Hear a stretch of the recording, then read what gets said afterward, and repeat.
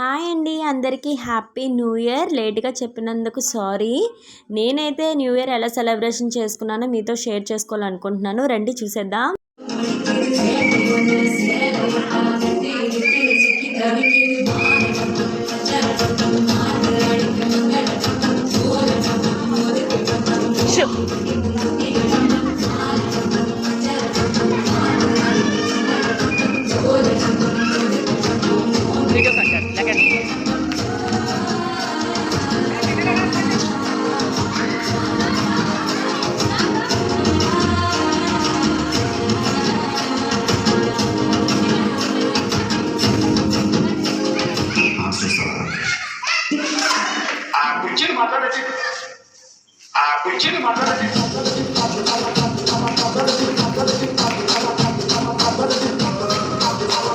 చాలా బాగా అయితే ఎంజాయ్ చేసాం. లాస్ట్ అయితే షర్మిల గారితో ఒక పిక్ టైం